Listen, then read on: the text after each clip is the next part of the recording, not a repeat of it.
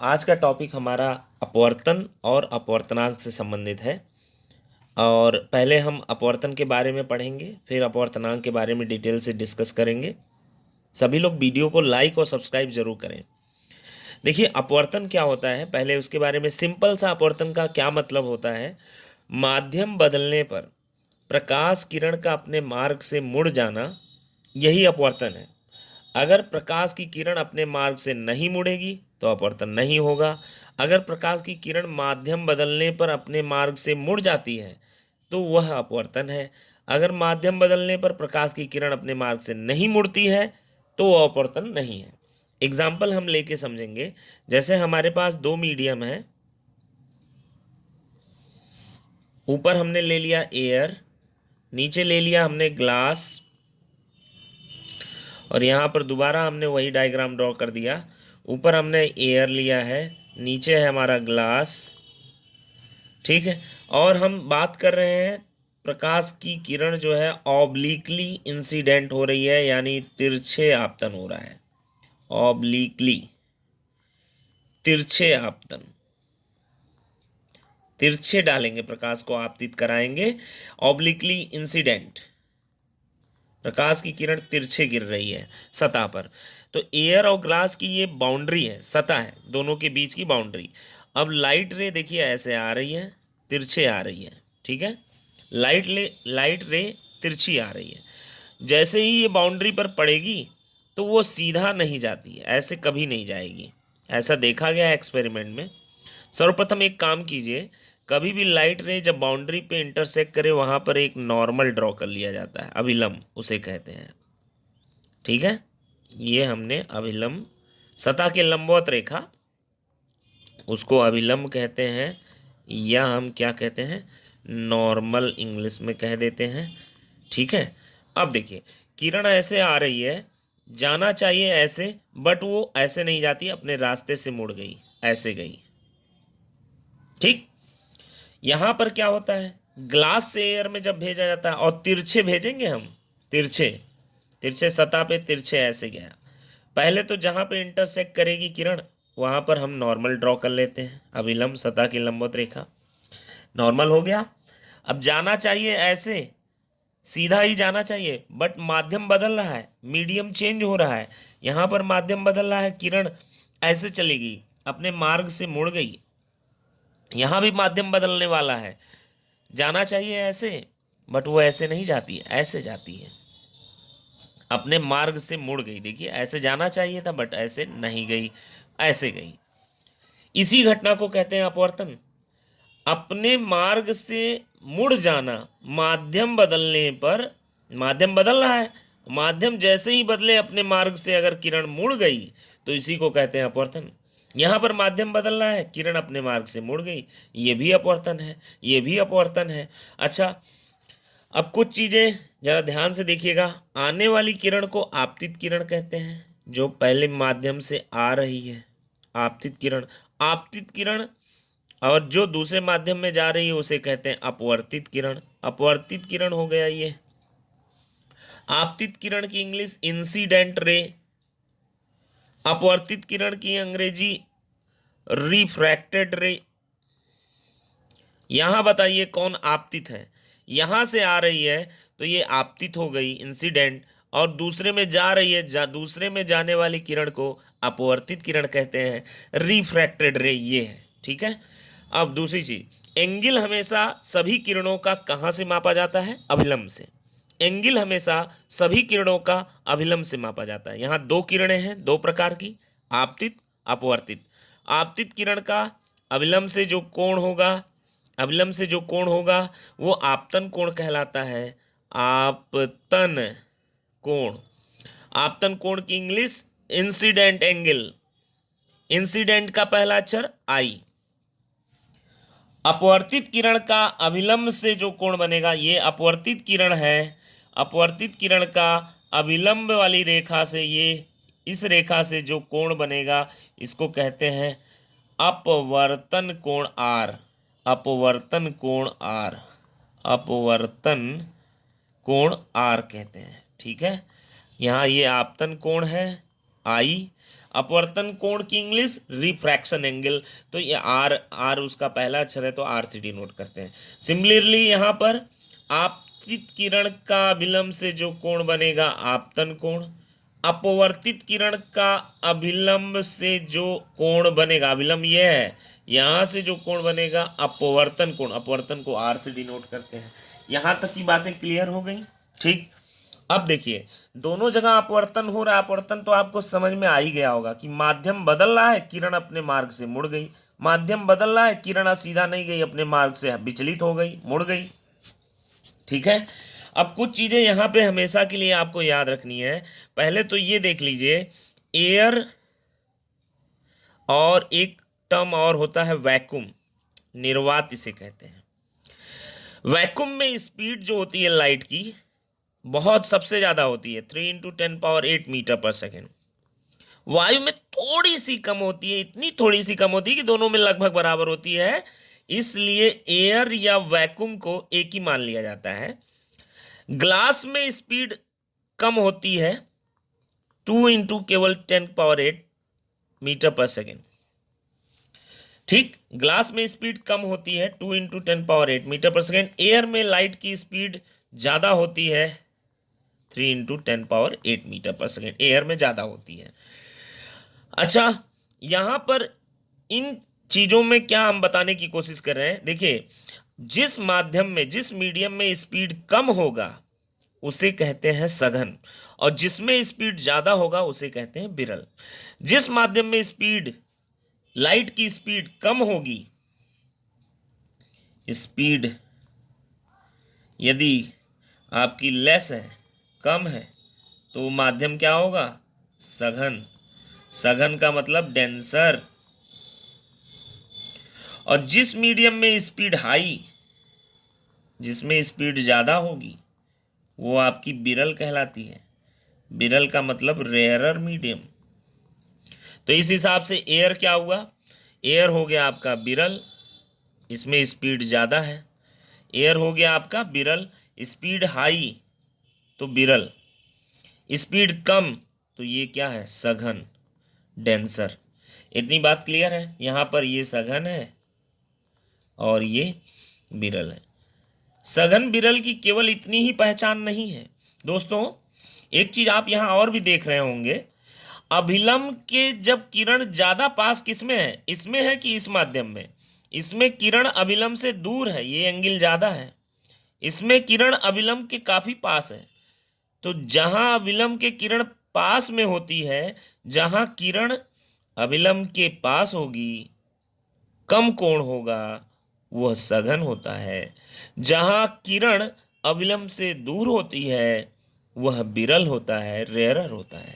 तो ये भी पहचान है सघन की। और क्या पहचान है सघन में, पहली बात तो स्पीड कम होगा।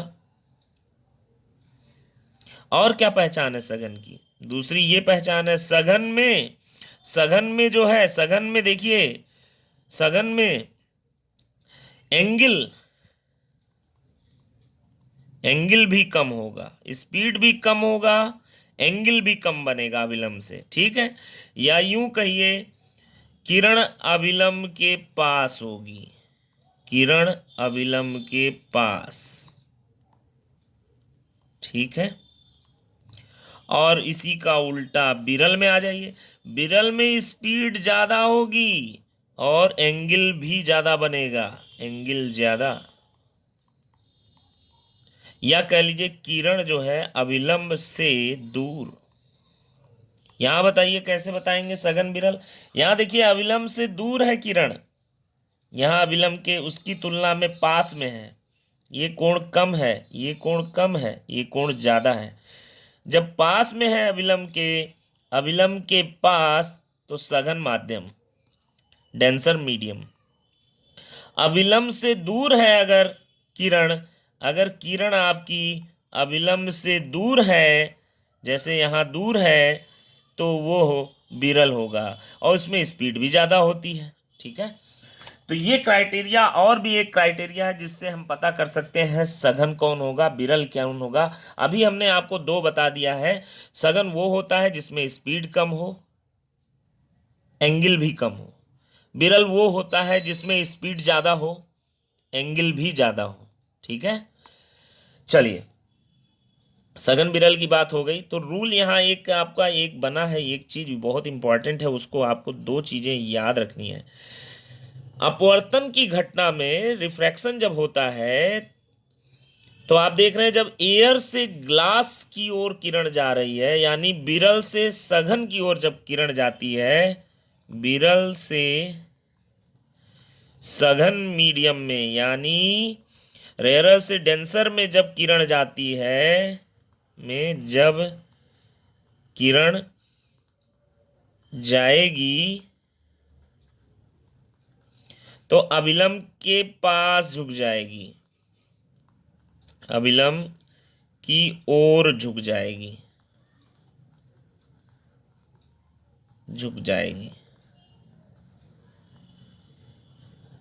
विरल से सघन में जाने पर किरण अभिलंब, देखो विरल से सघन में जाना चाह रही थी, पहली बात तो मुड़ गई, मुड़ने के बाद अभिलंब के पास आ जाती है, अभिलंब की ओर झुक जाती है।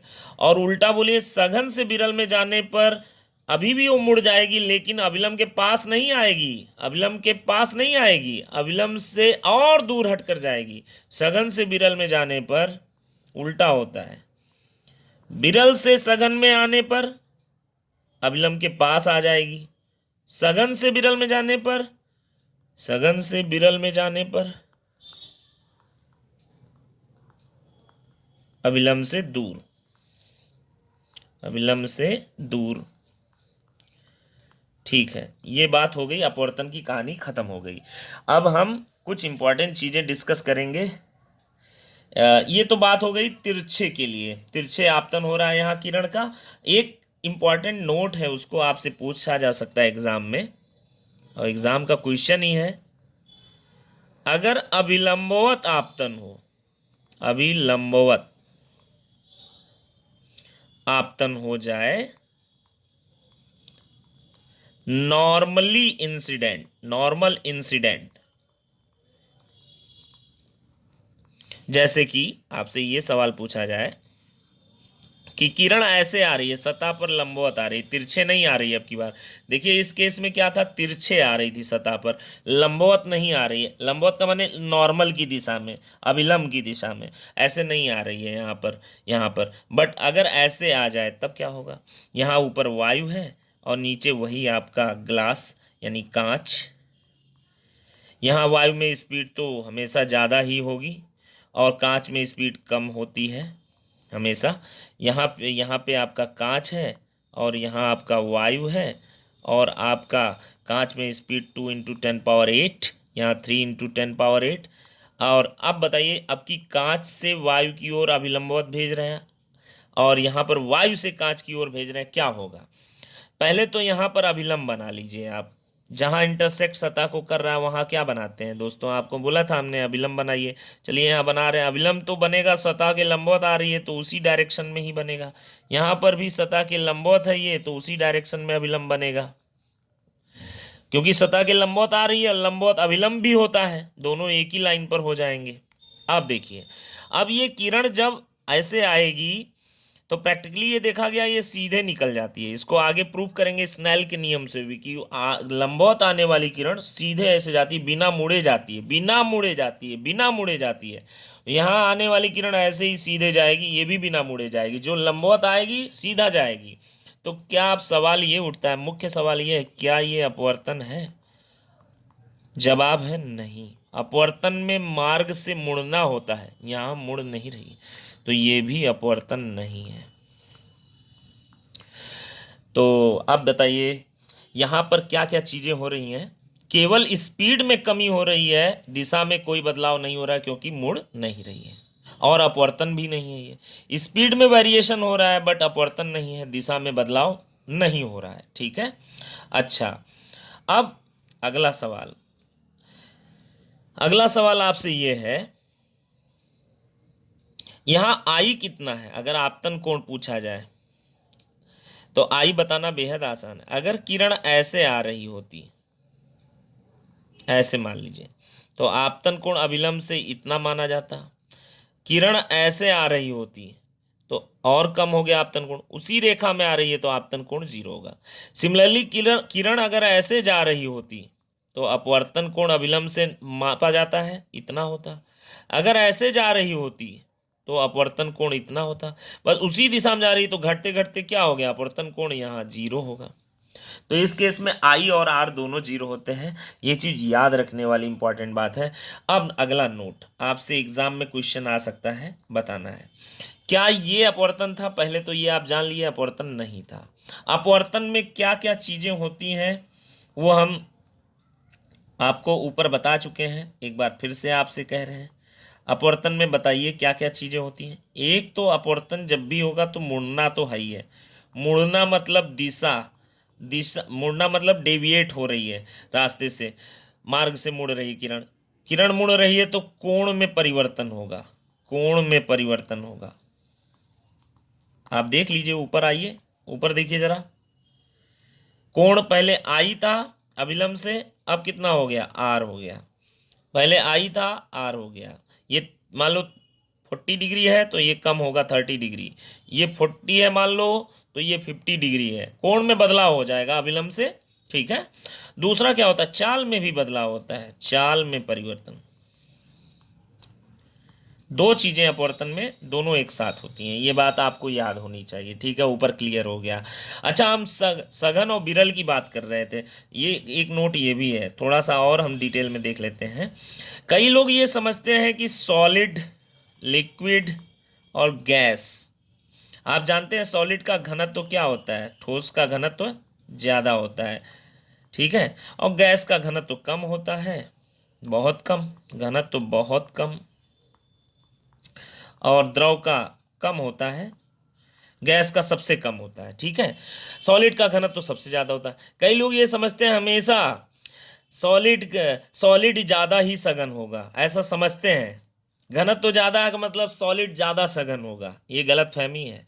कई लिक्विड ऐसे होते हैं वो घनत्व तो कम है, घनत्व तो इनका कम है, घनत्व तो कम है, लेकिन ये ज्यादा सघन होते हैं। एग्जाम्पल के तौर पे सॉलिड और लिक्विड का हम एग्जाम्पल ले रहे हैं। जैसे एक हम लिक्विड ले रहे हैं, carbon disulphide, carbon disulphide CH2, carbon disulphide, ये सामान्य ताप पर लिक्विड होता है। और हम एक सॉलिड ले लेते हैं, क्राउन कांच, क्राउन कांच, ये आपका द्रव है और ये है आपका ठोस। अब आप बताइए, आपको क्या लग रहा है, ये ठोस है, घनत्व तो ज्यादा है, बिल्कुल इसका घनत्व तो ज्यादा है, बट ये सघन नहीं है, ये ज्यादा सघन है, ये सघन है, ये प्रकाशिक रूप से ज्यादा सघन है। सघन का मतलब आप प्रकाशिक सघन बोलिए, प्रकाशिक रूप से ज्यादा सघन है, और ये विरल है इसकी तुलना में, ठीक है। अब इन दोनों की बात आपको समझ में आ गई। ये आपका द्रव है, ये ठोस है, ठोस होने के बावजूद ये विरल है, प्रकाशिक रूप से विरल है, तो सघन। और एक एग्जाम्पल ले लेते हैं, देखिए आपके पास हम ले लेते हैं दो द्रव ले लेते हैं, एक कैरोसिन ले लेते हैं, एक ले लेते हैं जल। जल का घनत्व तो ज्यादा है, घनत्व तो ज्यादा है, कैरोसिन का घनत्व तो कम है, दोनों ही द्रव है, पहली बात बता दें, दोनों ही द्रव है, ये भी द्रव है, ये भी द्रव अवस्था में है। इसका घनत्व तो कम होता है, हल्का होता है ये, ठीक है। लेकिन ये घनत्व तो कम होने के बावजूद ये क्या है, सघन है। इसमें स्पीड ज्यादा कम हो जाती है, इसमें स्पीड लाइट की बहुत कम हो जाती है, और ये विरल है, इसमें स्पीड ज्यादा रहती है लाइट की। तो आपको ये भी एग्जाम्पल समझ में आया भैया, जो ज्यादा सघन होगा उसमें स्पीड कम होगी। कार्बन डाइसल्फाइड द्रव होने के बावजूद घनत्व तो कम है, फिर भी ये सघन है, इसमें स्पीड बहुत कम हो जाती है। क्राउन कांच में उसकी तुलना में ठोस होने के बावजूद ये घनत्व तो ज्यादा है, घनत्व तो ज्यादा है, फिर भी ये विरल है, इसमें स्पीड ज्यादा होती है, समझ गए। तो ऐसा ना समझा जाए घनत्व तो ज्यादा सघन ज्यादा, ऐसा गलत है, ठीक है। लेकिन प्रायः ऐसा होता है, आप प्रायः ये मान लेते हैं और ऐसा होता भी है, 90-80% चांस में ऐसा ही होता है कि सॉलिड का घनत्व भी ज़्यादा होता है और सघन भी होते हैं, और गैस का घनत्व कम होता है बहुत और वो विरल होते हैं।